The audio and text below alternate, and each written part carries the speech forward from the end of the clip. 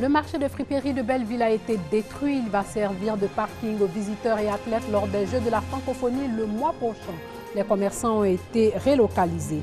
Troisième édition du Festival de la culture et des arts dans la culture, l'art et le tourisme de la région du Tonpi, mise en exergue. Et puis le 14 juin 1830, la France mène une campagne militaire contre la régence d'Alger, une décision qui tient à la politique intérieure du Royaume de France et à la dégradation de ses relations avec Alger. Madame, Messieurs, bonsoir. Sachez que 24 heures après l'effondrement des ponts reliant San Pedro au reste du pays, une cellule de crise a été mise en place en vue d'identifier les zones à risque et proposer des solutions. Mais l'indiscipline des automobilistes a créé un embouteillage monstre, ce qui a amené les forces de défense et de sécurité à fermer momentanément le corridor. Le site du marché de friperie de Belleville, c'est dans la commune de Trècheville, va servir de parking aux visiteurs et athlètes lors des Jeux de la francophonie de juillet prochain. Il a donc été détruit. Les commerçants ont été relocalisés sur un autre site dans l'enceinte même du marché de Belleville, ce qui n'est pas du tout du goût de tous. Mais après les Jeux de la francophonie, ils pourront regagner leur site d'origine. Le reportage de Herman Niamier. Ce site abritait les commerçants de friperie du marché de Belleville à Trècheville. Les locataires ont été priés de quitter les lieux le jeudi dernier par le district d'Abidjan. L'espace doit servir de parking aux athlètes et visiteurs qui viendront au Canal au Bois, l'un des sites retenus pour les Jeux de la francophonie qui se tiendront ici même à Abidjan le mois prochain. Depuis près de 4 mois, il y a des réunions qui ont été tenues entre le district et la mairie de Trècheville avec les commerçants. Pour rassurer les commerçants que ce site a été demandé à cause de la francophonie. Et c'est pour la sécurité des athlètes qui vont venir. Si tout se passe bien, c'est le nom de la Côte d'Ivoire qui est bien. Si tout se passe mal, c'est nous tous nos noms qui seront gardés. Voilà pourquoi ils ont demandé ce site-là pour faire des travaux, pour le parking de la francophonie, pour que tout le monde soit en sécurité. Ils ont quitté les lieux, mais ils ne se sont pas retrouvés à la rue. Un site provisoire a été trouvé pour eux au sein même du marché de Belleville. Ils y resteront jusqu'à la fin des Jeux de la francophonie, le temps de regagner leur site initial. On commence à être content, on était un peu inquiets, mais ça commence à aller vraiment. On commence à oublier nos soucis. Je suis venue, j'étais découragée, mais quand même, je sais que Dieu est au contrôle, que Dieu va faire que ça va marcher. La joie de ces commerçantes, heureuses d'avoir trouvé un site d'accueil, n'est pas partagée par tous les commerçants. Selon certains, le nouveau site est exigu. Le site où on a occupé, il y avait plus de 1000 places. Alors que le site on nous a donné actuellement ne vaut même pas 500 places. On ne sent pas vraiment à l'aise, jusqu'à même les jeunes de quartier, puisque pour pouvoir être comblé qu'on a pu barrer la route pour que les gens vont aussi, mais les jeunes de quartier disent on les dérange. 750 commerçants ont été recensés sur le site du marché de friperie. Leur vœu est que la promesse qui leur a été faite de regagner l'ancien site soit respectée après les Jeux de la francophonie. La nécessité de donner son sang régulièrement pour garantir la qualité, la sécurité et la disponibilité de sang et de produits sanguins pour les patients relevés ce jour lors de la journée mondiale de donneurs de sang. Selon les recommandations de l'OMS, il faut collecter au minimum un nombre de poches de sang équivalent à environ 1% de la population totale. Le pari n'est pas encore gagné en Côte d'Ivoire.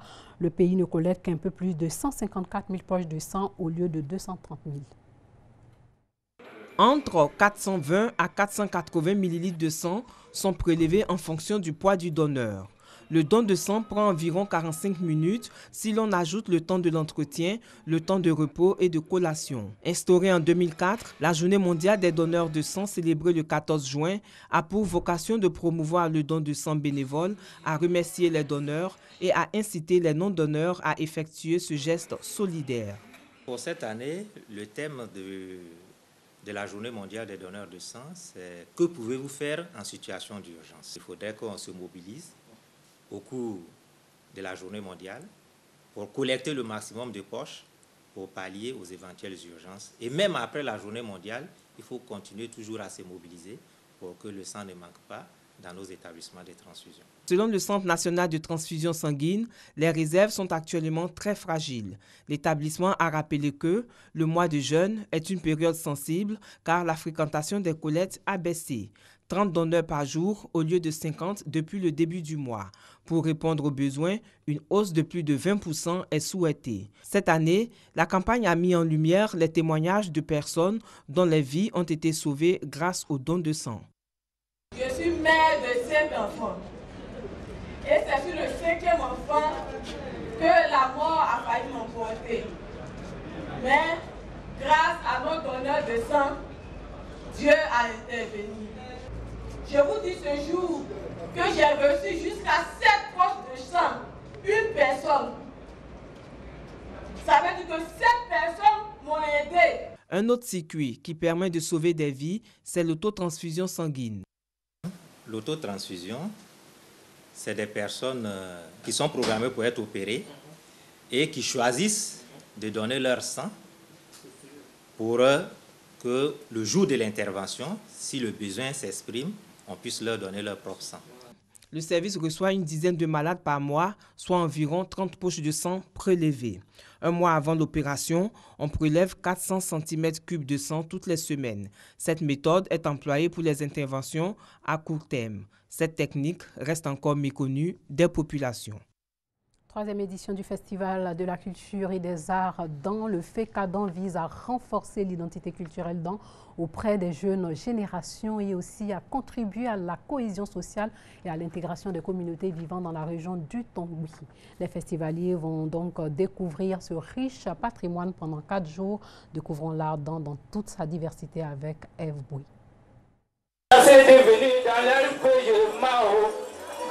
Des hochements de tête, des sourires, des éclats de rire, un pur plaisir, c'est sonorité d'un groupe de balafons. Histoire d'alliance interethnique oblige, le groupe de balafons Pigneko de Kanoroba, d'ethnie Sénifo, est venu soutenir ses alliés dans. Et apparemment, les cœurs des invités sont conquis. Et des 3, il le fait 4 ans. Festival de la culture et des arts.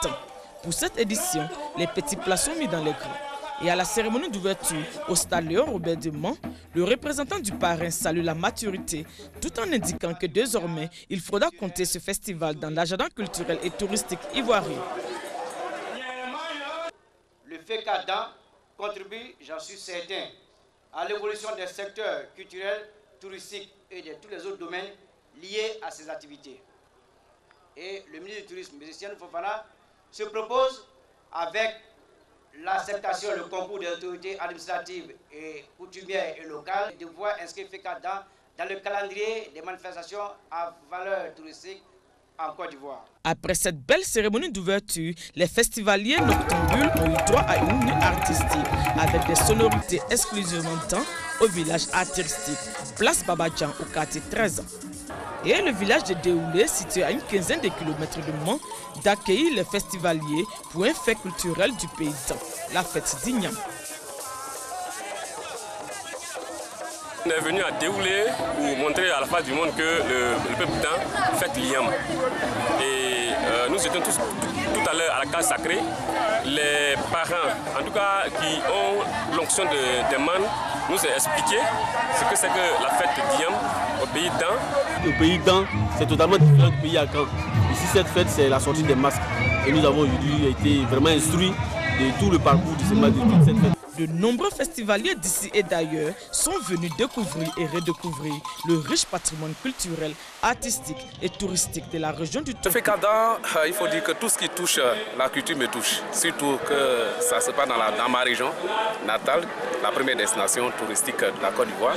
Et j'allais dire, la première destination culturelle de la Côte d'Ivoire, parce que chez nous ici, il y a tout.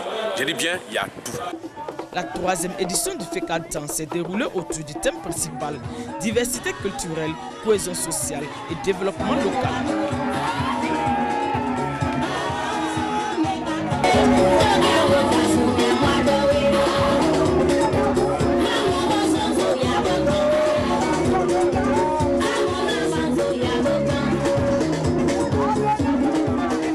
Une triste à présent, sachez que la dépouille mortelle de Cheikh Tioté, le footballeur international ivoirien décédé le 5 juin, arrive à Abidjan demain en provenance de Pékin. Il est mort lors d'une séance d'entraînement avec le club chinois de 2e division Beijing Entreprise, au sein duquel il évoluait depuis le mois de février.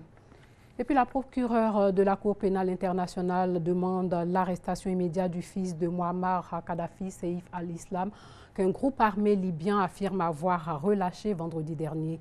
Le mandat d'arrêt délivré à son encontre en 2011 pour crime contre l'humanité est toujours en vigueur. Et puis l'incendie qui a ravagé une tour de logements sociaux à Londres dans la nuit d'hier à aujourd'hui a fait au moins 12 morts. Et la colère montait parmi les résidents qui mettaient en cause une gestion jugée très déficiente. 78 personnes sont hospitalisées, dont 18 étaient dans un état critique. De nombreuses autres personnes sont portées disparues. Un supporter de Bernie Sanders opposé à Donald Trump, c'est aux États-Unis, a tiré aujourd'hui sur des républicains du Congrès qui jouaient au baseball près de Washington, blessant 5 personnes, dont le numéro 3 de la Chambre des représentants. Le tireur, 66 ans, originaire de Belleville, dans l'Illinois, est mort. Place à l'éphéméride. Le 14 juin 1830, les troupes françaises débarquent près d'Alger en vue d'une petite expédition punitive destinée à restaurer le prestige du gouvernement. La ville et le territoire de l'Algérie actuelle sont alors sous la suzeraineté du sultan d'Istanbul depuis 3 siècles sous le nom de Régence d'Alger. Le 14 juin 1830, les troupes françaises débarquent près d'Alger en vue d'une petite expédition punitive destinée à restaurer le prestige du gouvernement. La ville et tout le territoire de l'Algérie actuelle sont alors sous la suzeraineté théorique du sultan d'Istanbul depuis 3 siècles sous le nom de Régence d'Alger. Dans les faits, l'intérieur du pays est livré à l'abandon, insoumis et réticent à l'islamisation. Le territoire compte environ 3 millions d'habitants contre 36 millions pour la France de la même époque. La conquête française, si lourde de conséquences pour la France comme pour l'Algérie, résulte d'un imbroglio dérisoire. En 1827, le dé d'Alger, Hussein, frappe du manche de son chasse-mouche le consul de France Desval, un affairiste qui refuse, non sans insolence, de s'engager sur le remboursement du prêt. Le président du ministère français Villèle demande réparation au dé pour l'offense faite à son consul, mais n'obtient aucun semblant d'excuse. Une affaire intérieure. Confronté 2 ans plus tard à la fronde des députés, le roi Charles X éprouve le besoin de restaurer au plus vite son image.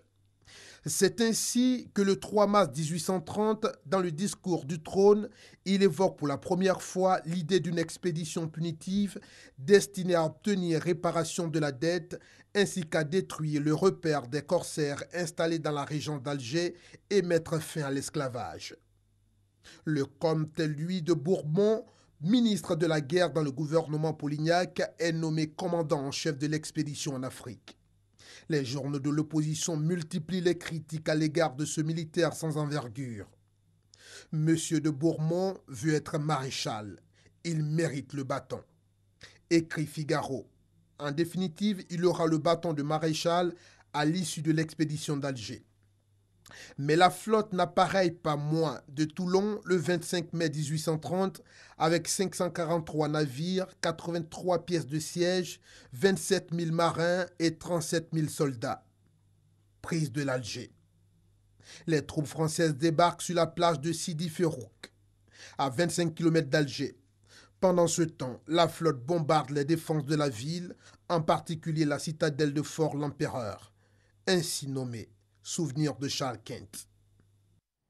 Merci Thomas Guessambi. Voilà, c'est tout pour ce soir. Merci de nous avoir suivis et surtout, portez-vous bien.